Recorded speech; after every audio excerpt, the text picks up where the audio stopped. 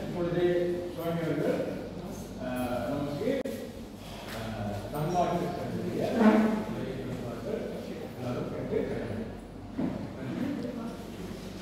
நன்றியா.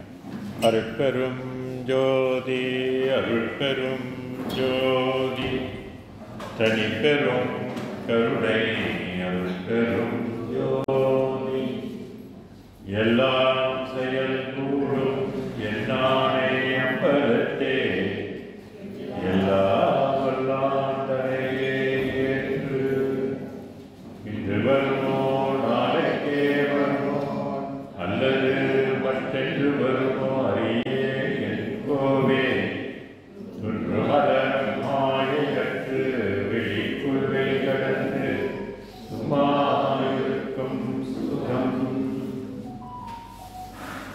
எல்லாரும் கொஞ்ச நேரம் கண்களை மூடி ஒரு வேண்டுதல்கள் வைத்துக் கொள்வோம். அண்ட சராசரங்களை எல்லாம் படைத்து காத்து ரட்சிக்கின்ற முழுமுதற் பொருளாகிய அருட்பெரும் ஜோதியை உங்கள் புருவ மத்தியின் கண் சிந்தை செய்யுங்கள். வான்வெளியில் உயர்ந்ததாய் சிறந்ததாய் மும்மலங்களை எல்லாம் அறுக்க வல்லதாய் முக்தி நலம் தர வல்லதாய் முதன்மைக்கு முதன்மையாய் உயிருக்கு உயிராய் விளங்குகின்ற அருட்பெரும் ஜோதி அப்பனை புருவ மத்தியின் கண் நினைந்து பிறந்திருக்கின்ற இந்த புத்தாண்டு எல்லா சீரும் சிறப்பும் அமைவதற்கும் உடலும் உள்ளமும் என்றென்றும் ஆரோக்கியமாக இருப்பதற்கும் திருவருள் என்றென்றும் நமக்கு பக்கத்துணையாக இருந்து நல்ல எண்ணங்களெல்லாம் சித்தி பெற்று சிறப்பு பெறுவதற்கு உற்ற துணையாக விளங்க வேண்டும் என பிரார்த்தித்துக் கொள்வோம். இவ்வுலக வாழ்வு நமக்கு எளிமையாக அமைவதற்கும் தொழில் வளம் பெருகி லாபங்கள் ஓங்குவதற்கும்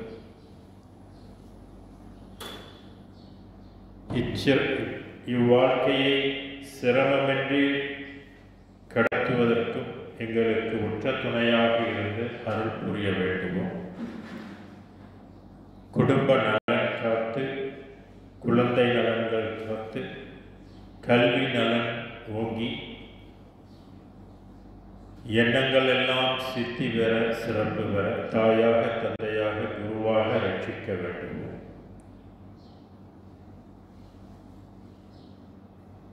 பற்பல சமய மதங்களையெல்லாம் கடந்து நிற்கின்ற பேரொளியாக அருட்பெரும் ஜோதி உன் அறிவை நாங்கள் என்றென்றும் பெருக்கிக் கொள்வதற்கு நல்ல வரத்தை எங்களுக்கு கொடுத்தருள்வாயாக. அதே சமயம்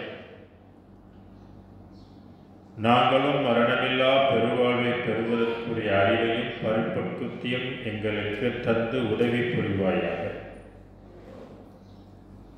பல கோடி ஜென்மங்களில் நாங்கள் எடுத்த பிறவிகளில் செய்த எல்லா பாவங்களையும் பெற்ற சாபங்களை எல்லாம் நிவர்த்தி செய்து நித்திய வாழ்வளிக்க எங்களுக்கு கருணை காட்டுவாயாக. மாயையாலும் வினையாலும் மறைப்பாலும் சிக்குண்ட எங்களை உன் அருள் தந்து மீட்டுக் கொள்வாயாக. உனது உலக வாழ்க்கையை நாங்கள் அடைய விரும்புகின்றோம். அந்த விருப்பற்ற இறைவா எங்களுக்கு நிறைவேற்றி தருவாயாக. பொய்யான வாழ்க்கையில் கடந்து உழலாமல் மெய்யான வாழ்க்கையை அடைவதற்கு கருணை புரிவாயாக.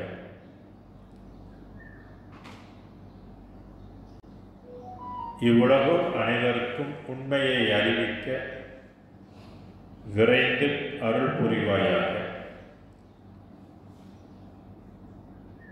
உண்மை வேதத்தை படிக்கின்ற பாக்கியத்தையும் எல்லோருக்கும் தந்தருள்வாயாக. பிறவியின் நோக்கத்தையும் பிறவியின் பயனையும் அனைவரும் புரிந்து கொள்ள அனுக்கிரகம் புரிவாயாக. பொய்களிலிருந்து இவ்வுலகை காத்து ரட்சிப்பாயாக. பொய் வணக்கங்கள், பொய் போதனைகளிலிருந்து காத்து ரட்சிப்பாயாக. சன்மார்க்கம் உலகமெல்லாம் தலைத்து உண்மை குருமாரர்கள் உருவாகி இவ்வுலகை சன்மார்க்கிகளே வழி நடத்திட கருணை செய்வாயாக. இயற்கை சீற்றங்களிலிருந்து இவ்வுலகை காத்து ரட்சிப்பாயாக. பசியால் வாடுகின்ற உயிர்களுக்கு பசிக்கு உணவு கிடைக்க கருணை புரிவாயாக. அப்பசிப்பினை தீர்க்கின்ற பாக்கியத்தையும் எங்களுக்கு என்றென்றும் தந்து கருணை புரிவாயாக.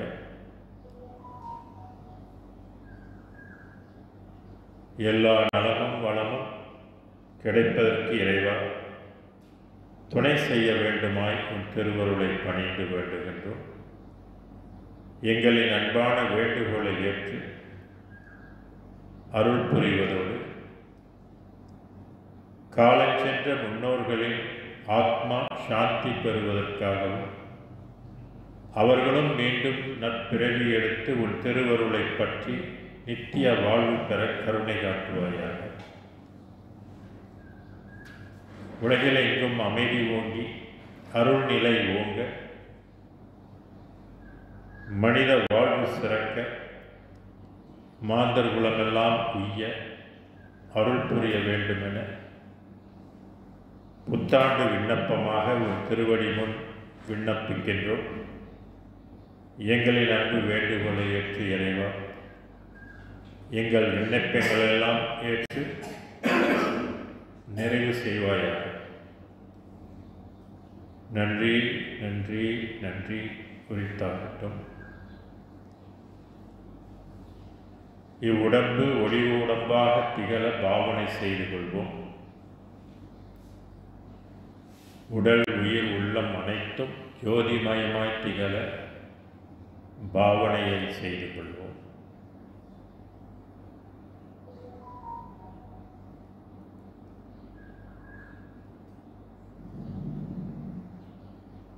அருட்பெரும் ஜோதி அருட்பெரும் ஜோதி.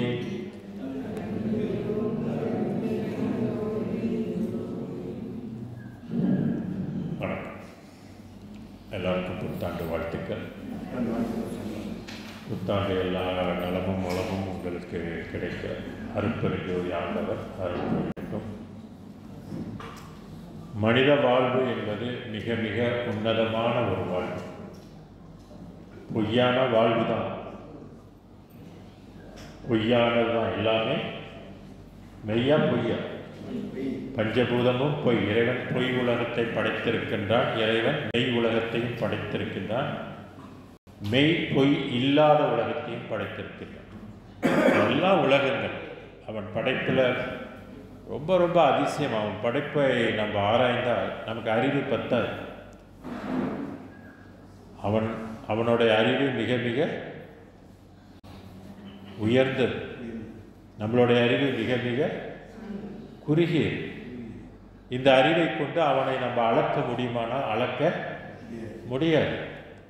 அவனை பார்க்க முடியுமானாலும் பார்க்க முடியாது. உயிருக்கு உற்ற துணைவன் தான், உயிரை கொடுத்தவன் தான். ஆனால் எல்லாரும் அவனை பார்ப்பதற்கு அவன் அனுமதிப்பது இல்லை. இதெல்லாம் நம்ம புரிந்து கொள்ளணும். அவன் எல்லாரையும் ஏற்றுக்கொள்வதும் இல்லை. பெரிய பெரிய ஞானிகளை கூட அவன் ஏற்றுக்கொள்வதும் இல்லை. இதெல்லாம் ரொம்ப லேட்டஸ்டான விஷயங்கள். நம்மளுடைய மதத்தில் நிறைய மகான்கள் இருக்காங்க இல்லைங்களா? எண்ணிலா கோடிக்கணக்கான பேருக்கும் இந்த உண்மையான ஒளியை, உண்மையான உலகத்தை தெரியுமானா தெரியாது. இதுதான் நம்ம தெரிந்து கொள்ளக்கூடிய முக்கியமான விஷயம். நம்ம மட்டும் இல்லை, இந்த உலகத்தில் பிறந்த ஒவ்வொரு மனிதனும் தெரிந்து கொள்ள வேண்டிய ஒரு பரம ரகசியம்.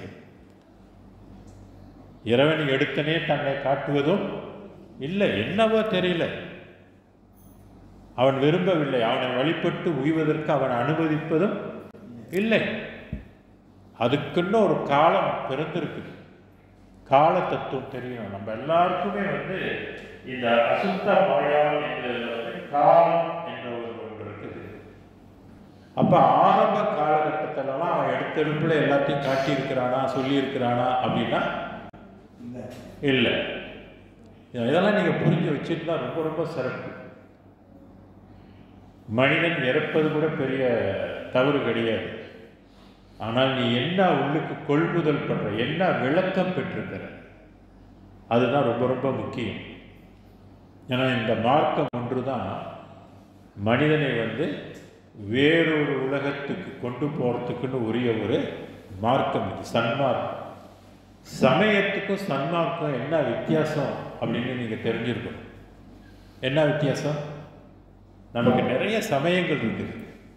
அதில் முக்கியமாக 6 சமயங்கள் இருக்குது. அந்த சமயத்துக்குன்னு ஒரு தெய்வம் இருக்குது. தெய்வம்னா ஒளி, ஒளி உலகம் இருக்குது. அந்த தெய்வத்துக்கு தனித்தனி உலகங்கள் இருக்குது. மதங்களுக்கும் தனித்தனி உலகங்கள் இருக்குது. ஆனால் ஏன் சன்மார்க்கம் என்று ஏன் புதுசாக ஒன்று வரணும் அப்படின்னு நம்ம கேள்வி எழுப்பணும். 10ஓட 11 கிடையாது. இது இந்த மார்க்கம் 10ஓடு 11 கிடையாது. இது முற்றிலும் வேறுபட்ட ஒரு மார்க்கம். இது மனிதன் கொடுக்கல. யார் கொடுத்துருக்க அந்த மார்க்கத்தை? வள்ளலார் சொன்னது, என் மார்க்கம் நின் மார்க்கமேன்னு சொல்றாரு. யாருடைய மார்க்கம் இது? அருட்பெரும் ஜோதி மார்க்கம். அப்படின்னா அந்த அருட்பெரும் ஜோதி யாரு? யார் இந்த அருட்பெரும் ஜோதி?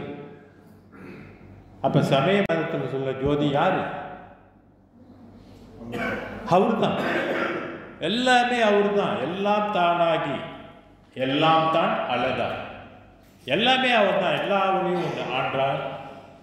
அந்த ஒளிகள்ல பேதம் இருக்குதா அப்படின்னா, பேதம் இருக்குதா? இருக்குது. அரிசியில பேதம் இருக்கு இல்லையா? பேதம் இருக்குதா இல்லையா? எவ்வளோ அரிசி வகைகள் இருக்குது. அது மாதிரி இந்த ஒளிகள்ல பேதம் இருக்குது. அந்த பேதங்கள்ல ஒன்றுதான் வந்து இதற்கு முன்பு உலகத்துக்கு காட்டப்படாதது, தெரிவிக்கப்படாதது, 10 அறிவை கொண்டு அறிய முடியாத ஒரு ஒளிதான் இந்த அருட்பெரும் ஜோதி. இதுக்குள்ள இதனுடைய மார்க்கம் தான் சன்மார்க்கம் அப்படின்னு சொல்றது. சும்மா மற்றதோட நம்ம இதை ஒப்பிட முடியவே முடியாது. அவங்க விருப்பம் கும்பிடுறது கும்பிட்டுக்கலாம், தப்பு கிடையாது. ஆனா ஆன்மா விமோச்சனம் பெற முடியாது இல்லைங்களா? ஆன்மா விமோச்சனம் அப்படின்னு ஒன்று இருக்கு. இந்த பூமியில வாழ்ந்துட்டு இறப்புது. அது மிருகங்கள்லாம் வாழ்ந்துட்டு கூட இறக்குது. என்ன பெரிய வித்தியாசம்? நம்மளும் வாழ்ந்து என்ன செய்ய போறோம்? இறக்கத்தான் போறோம். ஆனா மிருகங்கள் வந்து விளக்கம் பெற முடியுமா? எந்த உயிர்களும் விளக்கம் பெற முடியாது. மனிதனாக நீங்க பிறந்த பிற்பாடுதான் நீங்கள் விளக்கம் பெற முடியும், விளங்கி கொள்ள முடியும், புரிந்து கொள்ள முடியும், படித்து கொள்ள முடியும். வேற வாய்ப்பு இருக்குதா? இறந்துட்டால் கூட நீங்க படிக்க முடியாது, புரிந்து கொள்ளவும் முடியாது. மீண்டும் பிறகு எடுத்துதான் நீங்க படித்து புரிந்து கொள்ள முடியும். அதனால வள்ளலார் சொன்னார், இந்த உடம்புல 2 தான் உண்மை பொருள், மற்றது எல்லாமே பொய்ன்னு சொன்னார். இப்ப வளர்க்குறமே, சோறு சாப்பிட்டு சாப்பிட்டு இந்த உடம்பை வளர்க்குற, இது என்ன மெய்யா? உலகமே எதை வளர்த்து கொண்டு இருக்குது? மெய்யை வளர்த்து கொண்டு இருக்குதா, பொய்யை வளர்த்து கொண்டு இருக்குதா? பொய். இந்த பொய்யை வளர்க்கறதுக்கு எவ்வளவு செலவு தெரியுது? ஒரு குழந்தைய வளர்த்து ஒரு பெரிய ஆளா ஆக்கிற வரைக்கும் அதுக்கு எவ்வளவு செலவு? அப்ப இந்த பூமியில எவ்வளோ செலவு பண்ணி இந்த பொய் உடம்பை தான் நம்மளாம் என்ன பண்ணிட்டு இருக்கிறோம்? கஷ்டப்பட்டு போராடி வளர்த்து கடைசியில் பொய் உடம்பு என்ன ஆகுது? மத்தி இறந்து முடிஞ்சது. ஒன்றும் இல்லை. என்ன கொண்டு போகிறோம்? ஏதாவது கொண்டு போகிறோம். ஒரு மிருகம் செத்து போனா என்ன கொண்டு போகும்? ஒரு ஆடு செத்து போனா என்ன கொண்டு போகும்? எதையுமே கொண்டு போவார். ஆனா மனிதனும் அதே மாதிரி ஒரு விளக்கமும் இல்லாமல், ஒரு சிந்தனையும் இல்லாமல், ஒரு படிப்பும் இல்லாமல் அவங்க மாண்டு போனா என்ன கொண்டு போவான்? ஒன்றுமே கொண்டு போகும். அப்போ என்ன கொண்டு போக முடியும் அப்படின்னு கேட்டால் பொதுவாக என்ன சொல்லுவாங்க, பாவமும் புண்ணியம். அது மட்டும்தான், நான் பாவம் புண்ணியம் மட்டும்தான் கொண்டு போகிறோமா? ஆன்மா விளக்கம் என்று வள்ளல் பெருமான் சொன்னார். உனக்கு எது சொந்தம்னா ஆன்மா. அந்த ஆன்மா வந்து அழியக்கூடியது இல்லை. யாரும் அழிக்க முடியுமா? முடியாது. பெரிய பொம் போட்டு இதை அழிக்க முடியுமா? அந்த ஆன்மாவை அழிக்க முடியாது. அந்த உலகத்தை அழிக்கவே முடியாது. எந்த பொருள் கொண்டு அழியும்? மற்ற உலகங்கள் எல்லாம் தானாகவே என்ன ஆகிடும்? தானாக அதை அழிக்க வேண்டிய எதுவும் வேணும். இந்த பூமியை அழிக்கிறதுக்கு அணுகுண்டு போதும், அழிச்சிடலாம் இந்த பூமியை. இந்த பூமிக்கெல்லாம் நீங்கள் அணுகுண்டு போட வேண்டிய அவசியம் இல்லை, அது தானாக அழித்து போகும். அப்புறம் அந்த ஒளி உலகம் என்ன ஆகும்? அழிந்து போகும். இதை தான் நம்ம படித்து தெரிஞ்சுக்கணும். சமயம்னு பிடிச்சிக்கிட்டே இருந்தோம்னாக்கா போச்சு, நம்ம ஏமாந்துருவோம். சமயத்தை கடந்த ஒளிகள்லாம் இருக்குது, ஒளி உலகம் இருக்குன்னு சொல்ல வந்தது தான் சன்மார்க்கம். விளங்களா? அதுதான் நித்திய உலகம், சத்திய உலகம் என்று வள்ளல் பெருமான் நமக்கு காட்டிய. வள்ளல் பெருமான் மற்ற ஞானிகள் போல உள்ளவரும் அல்ல. இவர் டோட்டலி வேறு ஒரு புதுமையை சொல்ல வந்திருக்கிறார் உலகத்துக்கு. இதுவரையில் உலகத்துக்கு காட்டப்படாத ஒரு பெரிய உண்மையை இந்த உலகத்துக்கு காட்டப்பட்டார். அது சொல்ல வந்தால் அந்த நேரத்தில் யாரும் கேட்டாங்களா? வள்ளலார் சொன்னதை யாரும் கேட்டாங்களா? கேட்கல. விளங்குங்களா? அவர் சொன்னதை யாரும் கேட்பதற்குரிய அறிவும் அந்த நேரத்தில் வளர்ச்சி பத்துல சிந்திக்கக்கூடிய தன்மை அவங்களுக்கு இல்லை. ஏன்னா எல்லாம் எதில் கிடந்தாங்க? சமய பற்றில் இருந்தார். சன்மார்க்கத்தை பற்றி அந்த புரிந்து கொள்ளக்கூடிய அந்த காலம் இன்னும் அவங்களுக்கு அந்த டைம்ல வரல. ஆனா இன்னைக்கு நீங்க சொல்ல முடியும், நீங்க எஸ்கேப் பண்ண முடியாது, எனக்கு தெரியல அப்படின்னு சொல்லக்கூடாது. தெரியல சொன்னா நீங்க என்ன ஆன்மீகத்துல முன்னுக்கு ஒரு ஸ்டெப் கூட நீங்க என்ன எடுத்து வைக்கலன்னு அர்த்தம். உண்மையான ஆன்மீகம் எங்க ஸ்டார்ட் பண்ணது அப்படின்னு கேட்டீங்கன்னா சன்மார்க்கத்திலிருந்து தான் அது ஸ்டார்ட் ஆகுது. சமய மதம் போயிட்டு போயிடுச்சு, எல்லாமே போயிட்டு போயிடுச்சு. இதெல்லாம் நம்ம விட்டுறலாம் இல்லை. யார் செய்யற வேலை இதெல்லாம்? இறைவன் படைத்தவன் ஒருவன் இருக்கிறான், அவன் வகுக்கிறான். நான் படைத்தத எல்லாமே போய் இது ஒண்ணுதான் போயின்னா அவன் முடிவு பண்றான். நம்ம யார் அதை வந்து இது பண்றதுக்கு கேட்க முடியுமா? நம்ம இல்லை இதுதான் உண்டா நீ படிச்சுட்டுனா அது உன்னோட விருப்பம், நீ படிச்சுட்டு இருக்கலாம். ஆனா அவன் ஒத்துக்குவான? அவன் ஒத்துக்க மாட்டான், கவலைப்படவே மாட்டான். எதையாவது பிடிச்சிட்டு எதையாவது பண்ணிட்டு போகிட்டு அவன் பாட்டுல பேசாம இருப்பான். அதனாலதான் நம்ம வந்து படிச்சு தெரிஞ்சுக்கணும். கடவுளோட விஷயத்தை படிச்சு தெரிந்து கொள்ளணும். நமக்கு வந்து பக்தி இருந்தால் மட்டும் பத்தாது. விளங்குதா? வீட்டில் படமெல்லாம் வச்சுக்கிட்டா மட்டும் பத்தாது. தினமும் வேதத்தை என்ன செய்ய வேண்டும்? படிக்கணும். ஏன்னா வேதத்துக்குள்ளதான் விஷயங்களே ஒட்டி கிடக்குது. பல விஷயங்கள் இதுக்குள்ள என்ன பண்ணி வச்சிருக்கிறாரு? இறைவன் கொடுத்திருக்கிறார். தெரிஞ்சுக்கிட்டு போய் என்ன தெரிஞ்சுக்கிட்டு போய் எப்படியாவது என்ன தெரிஞ்சுக்கிட்டு போனா அவர் வந்து இலவசமாவே கொடுத்திருக்கிறார். இதுதான் நமக்கெல்லாம் என்னன்னாக்க சிவ சொத்து. சன்மார்க்கத்தில் இருக்கிற இந்த சாரங்களுக்கு பொன் வார்த்தைன்னு சொல்றாரு, பொன் உலகம்னு சொல்றாரு, பொன் மார்க்கம் சொல்றாரு, இறைவனுடைய செயலை பொன் செயல் என்று சொல்றாரு. ஏன் இப்படிலாம் வரலாம்? ஏன் சொல்லணும் அப்படின்னா எப்படியாவது இந்த பொய் வாழ்க்கையிலிருந்து நம்மளாம் மீளணும். அதுக்கு முயற்சி செய்யணும். ஒரு நாள் நடக்கிற விஷயம் அதெல்லாம் ஒரு நாள் விஷயம் கிடையாது. வாழ்க்கையிலே நம்ம தொடர்ந்து மனிதன் இதை வந்து புரிந்து கொண்டு செயல்படணும், முயற்சி பண்ணணும். இறைவனும் அதான் சொல்றாரு, கொஞ்சம் முயற்சி பண்ணுங்க, மற்ற நான் பார்த்துக்கிறேங்க, முயற்சி பண்ணு, கொஞ்சம் முயற்சி பண்ணுன்னு தான் இறைவன் இந்த வேதங்கள்ல சொல்லப்பட்டிருக்கு. அப்ப முயற்சி தவறான இடத்துல முயற்சி பண்ணா என்ன ஆகிடும்? அவர் சொல்றாரு, வீண் பொழுது கழிக்கின்றார். காலமெல்லாம் என்ன ஆகிட்டு இருக்கு? வீண் பக்தி நெறியில வீண் பொழுதுன்ற. ஏன் அதை வீண் பொழுதுன்னு சொல்றாரு? பாடுபடும் போதே இப்போதான் நமக்கு தெரியுது. சும்மா கண்டதெல்லாம் கூப்பிட்டுட்டு நம்ம வந்து காலத்தை விரயமாக்க கூடாது. சரியா படிக்க வேண்டியதை படிக்கணும், பிடிக்க வேண்டியதை பிடிக்கணும் என்பது நமக்கு வந்து தெளிவு இருக்கு. நம்ம இஷ்டத்துக்கு பழமையில நம்ம இருக்க முடியாது. புதிய சிந்தனை வேண்டும். அப்டேட் ஆகுது, ஆன்மீகம் அப்டேட் ஆகிட்டே வருது. இல்லைங்களா? இன்னும் ராமாயணத்தையும் ராமனையும் பிடிச்சிட்டு இருந்தா நம்ம உயிர முடியும். புரியுதுங்களா?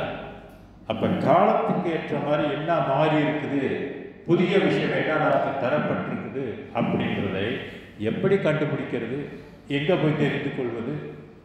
வான்வெளியிலிருந்து விஷயத்தை நம்ம டைரக்டா எடுக்க முடியுமா? சொல்லுங்க. முடியாது.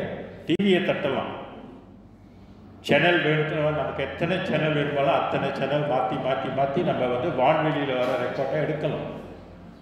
ஆனால் இந்த வெளிகளில் இருக்கக்கூடிய விஷயம் என்னன்றதை எடுக்கிறதுக்கு நமக்குள்ள ஒரே வழி என்ன வழி? 6ஆம் திருமுறை. இதை நல்லா புரிந்து கொள்ளும். கடவுள் இறக்கி கொடுத்துட்டார், டவுன்லோட் பண்ணிட்டார். எதில்? 8ல். இப்போ நீங்கள் டவுன்லோட் பண்ணுறீங்க இல்லையா, ஃபோன் வச்சுக்கிட்டு பல இதுங்களெல்லாம். அது மாதிரி இந்த பெருவெளி என்று சொல்லக்கூடிய சுத்த வெளியில் இருக்கக்கூடிய விஷயத்தை எல்லாம் வள்ளல் பெருமானுக்கு டவுன்லோட் ஆகி நமக்கு உடனே என்ன செஞ்சிட்டாரு? 6ஆம் திருமுறை வந்து சொல்லியிருக்கு. இதை 803வது பாடலில் பெருமாள் சொல்லியிருக்கிறாரு. நீங்கள் அதை வந்து பாருங்க, இல்லைன்னா குறிச்சிக்கிங்க, வீட்டில் போய் அந்த பாடலை எடுத்துக்கோங்க. 803வது பாடலில் என்ன சொல்லியிருக்கிறாரு அப்படின்னு பார்த்தாக்க ரொம்ப ரொம்ப முக்கியமான ஒரு பாடலாக அதை நாம் கருத வேண்டும். ஒரு விஷயத்தை வந்து நம்ம தெரிந்து கொள்வது. பச்சை புக் வச்சிருக்கிறாங்க, 191வது பக்கம் 7வது பாடல். என்ன சொல்லியிருக்கிறாரு? மேல் வெளி காட்டி. இந்த நூலில் 6ஆம் திருக்குறளில் எந்த உலகத்தை காட்டுறாரு? அட்டகத்தில் சற்று கொண்டு படித்தீங்க இல்லையா?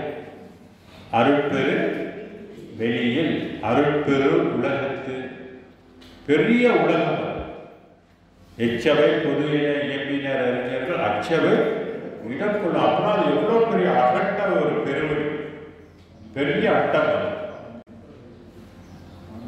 அந்த வெளியை எப்ப காட்டுறாரு உலகத்துக்கு? 19ஆம் நூற்றாண்டு தான். நீங்களா தெரிஞ்சுக்கணும், இனி பிறக்கிற பிள்ளைகள்லாம் தெரிஞ்சுக்கணும். வள்ளலாருக்கு முன்பு உள்ளவங்களுக்கு யாருக்காவது இது தெரியுமா? சித்தர்களுக்கெல்லாம் தெரியுமா? புத்தருக்கு தெரியுமா? இயேசுநாதருக்கு தெரியுமா? ஒன்றும் தெரியாது. கூட்டம் கூடிக்கிட்டு என்ன பண்ணிட்டு இருக்குது? பக்தி. அதனால்தான் பக்தியை கொண்டு போய் லாஸ் பண்ணிடக்கூடாது. திருமூலர் சொல்ற பக்தியை பாலில் புகுத்த பாவியால் கத்திய நாய்வோர் கதறுகின்றாரே. பக்தியை வந்து நம்ம வீணடிச்சிட கூடாது. பக்தியை நீங்க நல்லா பயன்படுத்திக் கொள்ளணும். பக்தி எங்க வைக்கணும்? அகவலை நீங்க படிச்சிருக்கீங்க. பற்றுகள் எல்லாம் பதினேறி விளங்க குற்றருளாளை ஒருதை பொருளை வீடுகள் எல்லாம் விரிநெறி விளங்க ஆடல் செய்தவனும் அருட்பெரும் பொருள். இந்த 2 பாடம் ரொம்ப ரொம்ப முக்கியம். உங்கள் பக்திக்கு அது ரொம்ப முக்கியம். ஜோதி பாடல் சொல்றாங்க, பக்தி நெறியில் செழித்தே அன்பர் பாடுமை அன்பர் பதியில் படுத்தே தித்தித்திருப்பது பாடி. திருச்சிற்றம்பல திருநட ஜோதி. பக்தி நெறியில செழிக்கணும். உலகம் பக்தி இருக்குது, எல்லாருக்கும் பக்தி இருக்குது. ஆனா எல்லாருக்கும் சன்மார்க்கத்துக்கு மேல பக்தி இருக்குதா? அருட்பெரு ஜோதி மேல பக்தி இருக்கா அப்படின்னா இல்ல. அதனால எல்லாரும் வள்ளலார் சொல்றாரு, தூங்கிட்டு இருக்கிறாங்கன்னு சொல்றாரு. ஏன்னா அந்த ஸ்பேஸ் இன்ஃபர்மேஷன் பலருக்கு தெரியாது. நீ பக்தியில அவர்கள் புடிச்சுக்கிட்டாக்க எப்ப இந்த வேதத்தை படிக்க போறோம்? அப்ப அந்த வான்வெளி ரகசியத்தை எப்படி சொல்றாருனாக்க, மேல்வெளி காட்டி வெளியிலே விளைந்த விளைவெல்லாம் காட்டி. வெளியிலே விளைந்த விளைவு. முத்தேக சித்தி. எல்லாரும் பேசிட்டு இருக்கிறாங்க முத்தேக சித்தி. நாம் வெளியாக மாறுவது, அப்பதான் வெளி உலகத்துக்கு போக முடியும். இப்ப நம்ம பஞ்சபூதமாக இருக்கிறோம். வெளி உலகத்துக்கு போக முடியுமா? போக முடியாது. மாட்டு போனாலும் போக முடியுமா? அப்பயே போக முடியாது. பிரம்மா போக முடியுமா? போக முடியாது. விஷ்ணு போக முடியுமா? போக முடியாது. ருத்ரன் போக முடியுமா? போக முடியாது. மதவெளியில் இருக்கக்கூடிய மத குருமார்கள் போக முடியுமா? போக முடியாது. பறை உலகத்தில் உள்ளதுக்கு போக முடியுமா? போக முடியாது. பராபர உலகத்தில் போக முடியுமா? போக முடியாது. ஏன் கேட்டா, ஏன் ஏன் ஏன் போக முடியாது? பொருத்தம் இல்லை. என்ன இல்லை? பொருத்தம் இல்லை. அந்த உலகத்துக்குரிய பொருத்தம் உங்ககிட்ட இருக்குதா அப்படின்னா பொருத்தம் இல்லை. பொருத்தம் இல்லைன்னா போக முடியாது. அதனால்தான் பெருமான் பாடினாரு, எனக்கும் உனக்கும் இசைத்த பொருத்தம் என்ன பொருத்தமோ இந்த பொருத்தம் உலகில் பிறருக்கு ஏதும் பொருத்தமோ. நம்ம பொருத்தம் பார்க்கணும். எப்ப பொருத்தம் பார்க்கிறோம்? யாருக்கு பொருத்தம் பார்க்கிறோம்? கல்யாணம் பண்ணும் போது என்ன பார்க்கிறோம்? பொருத்தம் பார்க்கிறோம். அது ஒரு சட்டம் இருக்குது. எது எது யாரோட பொருத்து போவாங்க அப்படின்றதுக்கு ஒரு சட்டத்தை பார்த்துக்கிட்டா நல்லது. வேணுங்களா? ஆனால் இங்க போவதற்குரிய பொருத்தம் நீங்க எங்க பார்க்கணும்? யார்கிட்ட போய் பொருத்தம் பார்க்கணும்? பொருத்தமா இருக்க உயிர் அந்த உலகத்துக்கு போற உயிராக இருக்குதா? இல்லை. உடம்பு அந்த உலகத்துக்கு போற உடம்பா இருக்குதா? இல்லை. உணர்வு அந்த உலகத்துக்கு போறதுக்கு உணர்வா இருக்குதா? இல்லை. அறிவு இந்த உலகத்துக்கு போறதுக்கு அறிவா இருக்குதா? இல்லை. ஆன்மா போறதுக்கு இருக்குதா? இல்லை. இருட்டா இருக்குது. எப்படி போறது? அப்ப பொருத்தம் இல்லை. பொருத்தம் இல்லைன்னா நம்ம போக முடியாது. அதனால பெருமான் என்ன செஞ்சாரு? இந்த விவரத்தை இந்த நூல்ல புதைத்து வைத்திருக்கிறார். பொக்கிஷங்கள், சொத்து, ஒவ்வொரு மனிதனுக்கும் உரிய சொத்து, கடவுள் கொடுத்த சொத்து இது. இந்த வேதம் நமக்கு கிடைச்ச ஒரு மிகப்பெரிய ஒரு சிவ சொத்துன்னு சொல்றது. சிவ சொத்து குலம் நாசம் சொல்லுவாங்க. இதை நீ இழந்துட்டாங்க உன் வாழ்க்கை போச்சு, உனக்கு எந்த லாபமும் இல்லை. ஆக மேல்வெளி காட்டி வெளியிலே விளைந்த விளைவெல்லாம் காட்டி மெய் வேத நூல் வழி காட்டி. மெய் வேத நூல் நமக்கு கிடைச்சிருக்கிறது. என்ன நூல்? மெய், உண்மை. வேற யாருக்கும் கிடைக்கல. கிறிஸ்தவங்களுக்கு கிடைக்கல, புத்தர்களுக்கு கிடைக்கல, விளங்குங்களா? இஸ்லாமியர்களுக்கு கிடைக்கல. எத்தனை மதங்கள் இருக்குது. சிவ மார்க்கத்தில் உள்ளவங்களுக்கு அவங்களுக்கு கிடைக்கல. ஐயப்பன் சுவாமி கும்பிட்றாங்க. இன்னைக்கு 12வது மாதம். எல்லாம் என்ன எவ்வளவு பக்தி, எத்தனை லட்சக்கணக்கான பேர் போறாங்க. கும்பமேளா எவ்வளவு பேர் போய் குளிக்கிறாங்க, விளங்குங்களா? மில்லியன் கணக்கான பேர் போறாங்க. பக்தி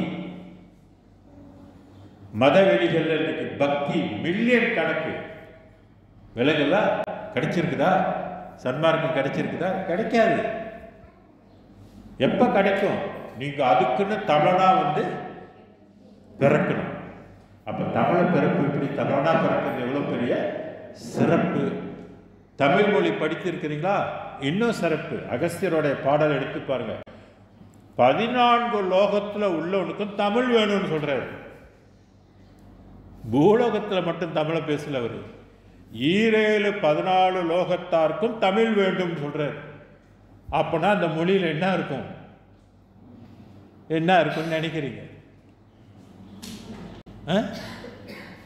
வேற எந்த மொழியிலும் இல்லாத ரகசியம். அது எந்த மொழியில இருக்கும்? தமிழ் மொழியில தான். நீங்க தமிழனா பிறந்ததுக்கு என்ன பண்ணணும்? புண்ணியம் செஞ்சிருக்கணும், பெருமை கொள்ளணும். நான் ஒரு தமிழன்றதை நீங்க உங்களுக்கு பெருமை இருக்கும். என் மொழியில வந்திருக்கு இந்த வேதம், நீங்க பெருமை கொள்ளணும். படிக்கலைன்னா யார் குற்றம்? கிளாஸ்க்கு வாங்கலன்னா வர்றதில்லை, யார் குற்றம்? சொல்லுங்க, யார் குற்றம்? எவ்வளோ நாளைக்கு தான் நம்ம மற்ற வாழ்க்கைக்கே முக்கியத்துவம் கொடுத்துட்டு படிக்க வேண்டியதை படிக்கலைன்னா என்ன பண்ணுறது? அதனால தான் வள்ளலார் சொன்னார், எது கல்வின்னு அவர் சொன்னார். சாகாத கல்வியே கல்வி. சிவம் தான் என்று அறிகின்ற அறிவே தகும் அறிவுன்னு. அவர் எல்லாருமே அறிவுன்னு ஏற்றுக்கிறது இல்லை. வேணுங்களா? பூலோக அறிவை அறிவு என்று கருதுவதே இல்லை. அது பொழப்புக்கு உரியது, தேவைதான். ஆனால் அது மட்டும் போதும் அப்படின்னு நினைச்சா நம்ம ஜீரோ. ஆத்மாவுக்கு எந்த லாபமும் இல்லை, எம்டி தான். மிருகம் செத்து போற மாதிரி தான் மனிதனும் இறந்து போய்கிட்டு இருப்பாங்க. ஆன்மாவுக்கு எந்த லாபம்? அந்த மாதிரி எத்தனை ஜென்மங்கள் ஆன்மாவுக்கு வந்து லாபம் இல்லாமல் போய்கிட்டே இருக்கும். அகஸ்தியர் முனிவர் சொல்றாரு, புருடர்களை வந்து உளுத்தர் இருக்கிறாங்கன்னு சொல்றாரு. என்னவா? உளுத்தர் சொல்றாரு. நம்ம எதை உளுத்து போச்சுன்னு சொல்றோம்? கெட்டு போச்சுன்னு அர்த்தம் இல்லைங்களா? அந்த மாதிரி புருடர்களையும் ஆண் ஜாதி பெண் ஜாதி நிறைய உளுத்தர்கள் இருக்கிறாங்க, வாழ்றாங்க அப்படின்னு சொல்றாரு. நம்ம உளுத்தர ஆகக்கூடாது. நம்ம இறப்பது நம்மளுடைய முடிவு அல்ல. அவன் கொடுத்தவன் அவன் நிப்பாட்டினா முடிஞ்சு போச்சு, அவ்வளவுதான். கேஸ் முடிஞ்சு போகுது. ஆனா அந்த உயிர் என்ன லாபத்தோடு போகணும்னு கேட்டா, நல்ல விளக்கங்கள் நீங்கள் இருக்கும் போதே எவ்வளவுக்கு புரிந்து கொண்டீர்களோ அது உங்களுடைய கூட வரும். அப்ப உயிரோடு இருக்கும் போதே நம்ம என்ன செய்யணும்னா நிறைய விஷயத்தை கற்றுக்கொள்ளணும். கற்றுக்கொண்டாதான் உங்களுக்கு விளங்கும். அவன் எதிர்பார்க்கிறான், நீ விளங்கி இருக்கிறியா? இறைவன் என்ன எதிர்பார்க்கிறான்? நீ என்ன விளங்கி இருக்கிற? 80 வயசு வரைக்கும் வாழ்ந்த, 90 வயசு வரைக்கும் வாழ்ந்த, 100 வயசு வரைக்கும் வாழ்ந்த, இந்த ஒரு 100 வயசுல ஒருத்தர் இறந்து போனார் 2-3 நாளைக்கு முதல்ல. வடநாட்டில் வந்து பிரதமராக இருந்தவர், கேள்விங்களா? மன்மோகன் சிங் இறந்து போனாரு. ஆன்மா அறிவோட வெளியானாரா? ஆன்மா விளக்கத்தோட போனாரா? 100 வயசு.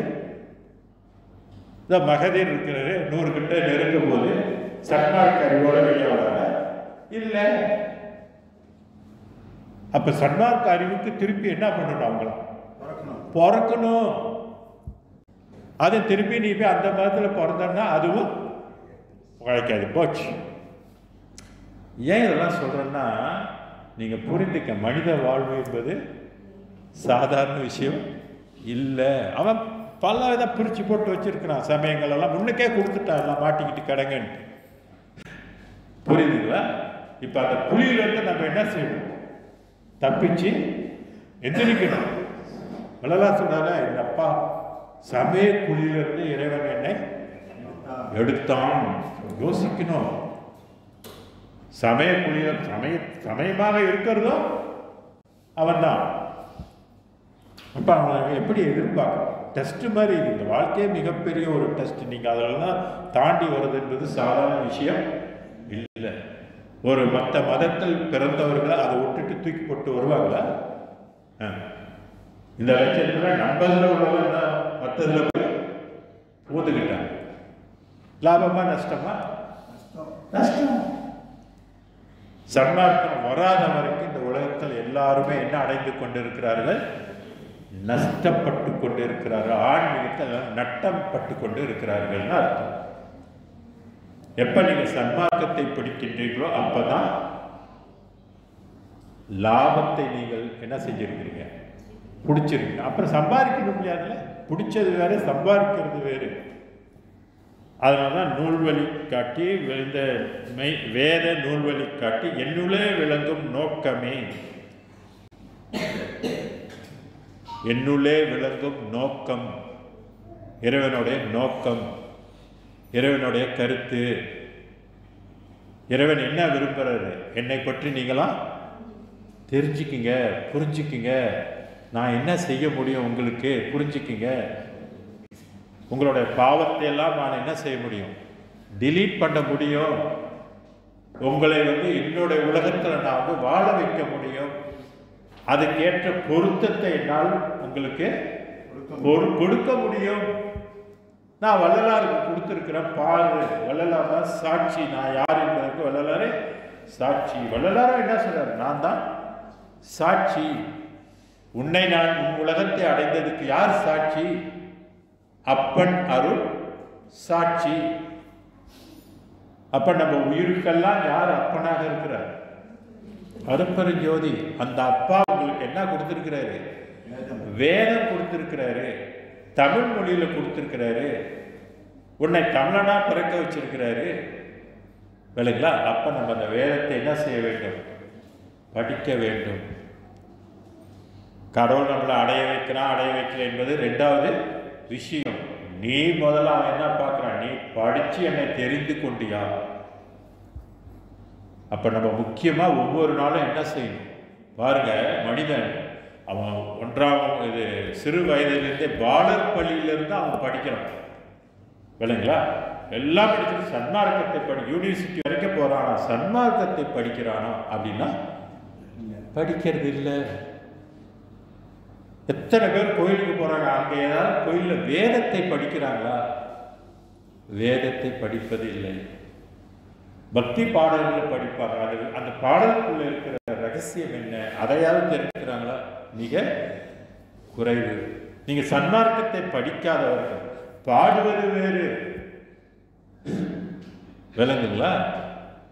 அதை படித்து அதுக்குள்ள இருக்கிற என்ன இருக்குது அந்த பாடலுக்குள்ள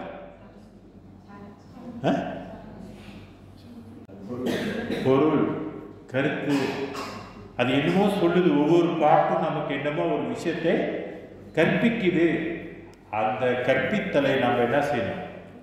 உள் வாங்கி கொண்டு புரிந்து கொள்ளணும். இந்த புரிதல் தான் உங்களுக்கு ஆன்மா வளர்ச்சி. அந்த ஆன்மா வெளியாகும் போது இந்த விளக்கத்தோடு தான் அது வெளியாகும். அப்ப திருப்பி பிறக்கும் போது அது எந்த இதோடு பிறக்கும்? அந்த விளக்கத்தோடு பிறக்கும். அதான் பெருமாள் என்ன சொன்னாரு, இந்த உடம்புல ரெண்டு தான் ரொம்ப ரொம்ப உறுதியானது, மற்றதெல்லாம் ஆன்மா பிளஸ் அதனுடைய விளக்கம் அப்படின்னு சொன்னார். இந்த விஷயம் கொடுத்துருக்காரு. 3000 பாடல்கள் இருக்குது. விளங்குல? அந்த பாடலுக்குள்ள படித்து படித்து நம்ம எவ்வளவுக்கு விளக்கம் புரிந்து கொள்கிறோமோ நமக்குள்ள ஆன்மீகம், உண்மை ஆன்மீகம் என்ன ஆயிருக்கு? வளர்ந்துருக்குது. அதுதான் அண்டர்ஸ்டாண்டிங் சொல்லுவாங்க. திரு விளங்க, சிவயோக சித்தி எல்லாம் விளங்க. விளங்குதல் என்பது அண்டர்ஸ்டாண்டிங் பண்ணிக்கொள்வது. இப்போ இந்த அண்டர்ஸ்டாண்டிங் இல்லாமல் எவ்வளோ பேர் இருக்கிறாங்க. மற்ற சமய மதங்களை பற்றி இருக்கிறவங்களுக்கு இது விளங்கி கொண்டார்கள் அப்படின்னா பாருங்க, இது விளங்கி கொள்றதுக்கு மாட்டு போய் திருப்பி என்ன செய்யணும்? தமிழனாக பிறக்கணும், தமிழ் மொழி படிக்கணும், அப்புறம் இந்த வேதத்தை கற்றுக்கொள்ளணும். திருவாசகம் மற்றதெல்லாம் பிடிச்சிக்கிட்டு இருந்தா அப்பயும் கிடைக்காது. அதையும் கடந்து பாருங்க. இந்த சன்மார்க்கத்தை படிக்கணும் என்று சாதாரண விஷயங்களா? அதுதான் இறைவன்ட்டு நம்ம என்ன கேட்கணும்? என்ன கேட்கணும்? எத்தனை பிறவி எடுத்தாலும் உன் அருளையே வணங்குகின்ற பாக்கியத்தை எனக்கு கொடு சொல்லி நீங்க இப்ப என்ன செய்யணும்? ஒப்பந்தம். இறைவன்ட்டு நீங்க ஒப்பந்தம் பண்ணுங்க. நான் எத்தனை பிறவி எடுத்தாலும் ஒன்னதான் வணங்கணும். என்னை கொண்டு போய் வேற இடத்துல நீ போட்டுறாத, வேற மதத்துல போட்டுறாத. போட்டேன்னா நான் மாட்டிக்குவேன், திருப்பி நான் வர முடியாது. ஏன்னா அந்த அந்த மத கொள்கைகள் அதெல்லாம் சுத்த சன்மார்க்கத்துக்கு எது முக்கிய தடைன்னு சொன்னார்? சமயங்கள், மதங்கள், மார்க்கங்கள் என்பவற்றின் ஆச்சார சங்கற்ப விகற்பங்கள் எல்லாம் எங்கள் மனதில் பற்றா வண்ணம் அருள் செய்த வேண்டும். பாருங்க, ஸ்டேட்மெண்ட் தெரியாது. வள்ளல் பெருமான் கொடுக்குற ஸ்டேட்மெண்ட் அட்டி எதுக்கு உழுவுது? சமய மதங்களுக்கு. அதாவது சொல்ற சமய மதம் வேறு, சன்மார்க்கம் என்பது வேறு, கடவுளே வேறு. அந்த கடவுள் கொண்டு கொடுக்கிற இடம் வேறு, அவர் கொடுக்கிற அனுபவம் வேறு, அவர் கொடுக்கிற அறிவும் வேறு, அவர் கொடுக்கிற தெளிவும் எல்லாமே வேறு, டோட்டலி வேறு. கடைசியில் அதுதான் உண்மையான வாழ்வு, நித்திய வாழ்வு. அதுக்கு பேர் தான் மரணமில்லா பெருவாழ்வு. அப்போ மனிதனாக பிறந்தவர்களுக்கு என்ன வாய்ப்பு உண்டுன்னா மரணமில்லாத பெருவாழ்வு. இதை இறைவன் நமக்கு 5 சத்தியம் பண்ணி கொடுத்துட்டாரு. ஏன் கொடுத்தாரு அப்படின்னா, நான் தான் உனக்கு இந்த பூமியில நான் தான் உன்னை போட்டேன். நான் போட்டதுனால நீ உன்னால தப்பிச்சு நீ உன்னால வெளியாக முடியல. உன் உயிருக்கு அந்த உலகத்துக்குரிய உடம்பு செய்யறதுக்கு தகுதியை நான் தான் வைக்கல. அப்ப எனக்கு தெரியுமா தெரியாதா? நீ மாட்டிக்கிட்டுன்றது எனக்கு தெரியுமா தெரியாதா? தெரியும். ஆனா அதை நீ விளங்கி நீ என்கிட்ட கேட்குறியா? என்னால் முடியாதுப்பா, நீ பார்த்து எனக்கு செஞ்சாதான் முடியும், இல்லைன்னா நான் இப்படியே இறப்பு பிறப்பத்துக்குள்ளே தான் வேணும். இப்போ நல்லா புரிஞ்சுக்கிட்டாலும் என்னால் நான் வரக்கூட முடியலையே, ஏன்னா நீ எனக்கு உதவி புரிஞ்சால் தான் முடியும். இந்த அண்டர்ஸ்டாண்டிங்கை இறைவன் எதிர்பார்க்குறாரு. ஒவ்வொரு சோல்கிட்டையும் இருக்குதா? நீ என்னை புரிஞ்சுக்கிட்டாதான் சொன்னார், அறிந்தாரை அறிந்தானை அப்படின்னு சொன்னார். அப்போ என் உலகத்துக்கு வருவதற்கு என்னென்ன ஒழுக்கங்கள்லாம் உனக்கு தேவை என்பதெல்லாம் நீ பார்த்து நான் எழுதி போட்டிருக்கிறேன். நீ புரிஞ்சுக்கிட்டு அதை நீ கடைப்பிடிச்சாதான் நீ உய்ய முடியும். 5 சத்தியம் பண்ணி நமக்கு கொடுத்துட்டாரு, இல்லைங்களா? இதை நம்ம தினமும் என்ன செஞ்சுக்கிட்டே இருக்கணும்னா, படித்து கொண்டு படிக்க நமக்கு என்ன வரும்? தெளிவு வரும். அதெல்லாம் படியாத படிப்பை படித்திடலாம், பற்றிடலாம் விரைந்தேன். சுகத்தை பற்றிடலாம். பெரிய சுகம், பெரிய ஆனந்தமான ஒரு உலகம், இறைவன் செய்து கொடுக்கக்கூடிய உலகம். இப்போ நமக்கு சந்தேகம் வருமா? கொடுப்பாரா கொடுக்க மாட்டாரா? ஏற்கனவே பராபரை எவ்வளோ பேருக்கு கொடுத்துருக்குது? கோடி பேருக்கு கொடுத்துருக்குது. அப்போ இவர் கொடுக்க மாட்டாரா? கொடுக்கணுன்னு தான் அவருடைய ஆசை, இல்லைங்களா? அப்போ அதுக்கு நம்ம பாடுபட வேண்டியது நம்மளுடைய கடமை. இதுதான் வாழ்க்கை. இந்த வாழ்க்கையில் நம்ம உலகியல் பொருளை மட்டும் தேடி இந்த வாழ்க்கை வாழ்வது மட்டும் வாழ்க்கை அல்ல. இது வேறு இடத்துக்கு போகிறதுக்கு தான் கடவுள் இந்த உடம்பை நமக்கு கொடுத்துருக்குறோம். அதை நம்ம புரிந்து கொள்ள வேண்டும். அப்போ இப்போ உள்ள இன்மை வாழ்வை நம்ம செம்மையாக பயன்படுத்தி கொள்ளுங்க. அதை வெறும் ரொம்ப சாதாரண உலக வாழ்க்கைக்கு அதை பயன்படுத்தி காலத்தை விரயம் பண்ணாதீங்க. அது நம்ம இதுக்கு மேலான உலகம் ஒன்று இருக்குது என்று தெரிந்து அந்த உலகத்துக்கு இதுதான் ஃபவுண்டேஷன், இதுதான் நமக்கு கொடுத்துருக்கிற ஆதாரம், இதை வச்சு தான் நம்ம போகணும் என்பதை நம்ம புரிந்துக்கிட்டோம்னாக்கா இந்த வாழ்க்கையை நம்ம சரியாக எதை சம்பாதித்து கொள்ள வேண்டுமோ சம்பாதித்து கொள்ளலாம். கடைசியாக ஒரே ஒரு திருமூலருடைய பாடல் சொல்லி நான் நிறைவு செய்கின்றேன். பண்டம் பேய்க்கூரை பழகி விழுந்தாக்கள் உண்ட பெண்டிரும் மக்களும் பின் சென்றார், கொண்ட விருதமும் ஞானமும் அல்லது மண்டி அவருடன் வழி நடவாதேனர்.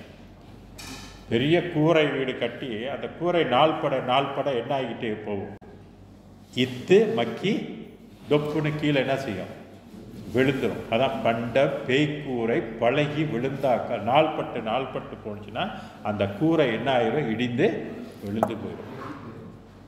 அதுபோல் இந்த உடம்பை நீ வெறும் பூலோக வாழ்க்கைக்கு மட்டும் பயன்படுத்தி கொண்டே இருந்தேன்னு சொன்னால் என்ன ஆகிடும்?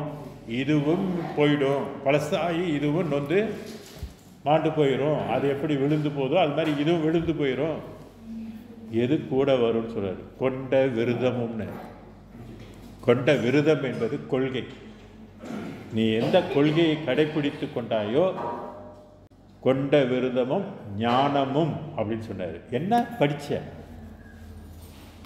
அந்த ஞானம் படிக்கிறோம்லே, இப்போ அந்த ஞானம் படிக்கிறீங்களே, இந்த ஞானத்தை படித்தது உனக்கு கூட வரும்னு சொன்னார். கொண்ட விருதமும் ஞானமும் அல்லது மண்டி அவரோட வழி நடவாது. இதை ரெண்டை தவிர்த்து வேற எதுவுமே நமக்கு கூட வராது, இல்லைங்களா? வெறும் புண்ணியம் மட்டும்தானே நம்ம நினச்சிட்டு இருக்கிறோம். நம்ம எவ்வளோ தெளிவு எவ்வளோ ஞானம் கொள்முதல் பண்ணி இருக்குமோ அது நமக்கும் கூட வரும். இதை நாம் கவனத்தில் கொண்டு இதை நம்ம ஒவ்வொரு நாளும் என்ன செய்யணும்? ஏன்னா மறந்து போயிடுவோம். ஒரு விஷயத்தை கொள்முதல் பண்ணனே அது நிலைத்து நிற்குமானா நிலைத்து நிற்கும். திரும்ப திரும்ப படிக்கும்போது தான் அது போய் உயிரில் போய் பதியும்.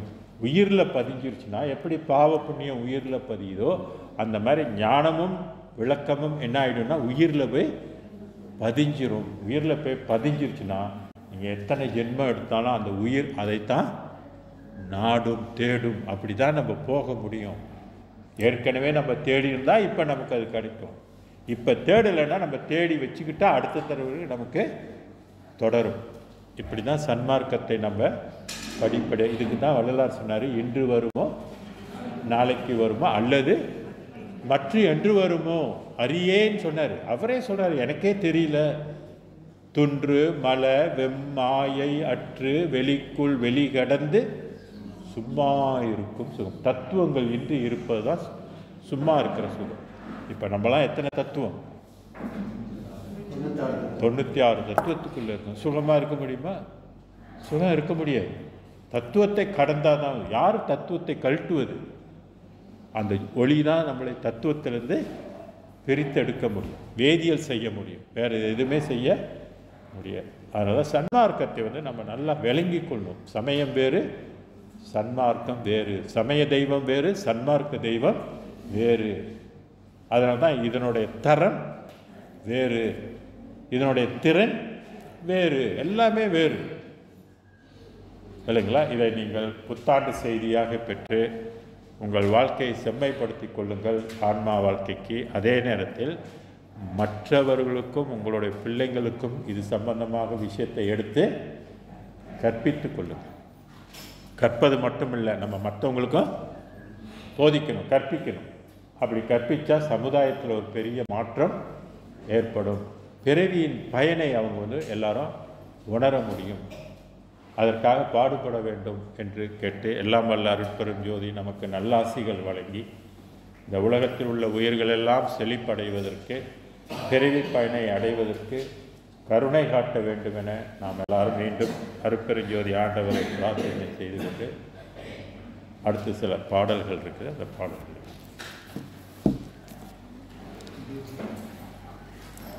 ஜோதி பாடல்கள்.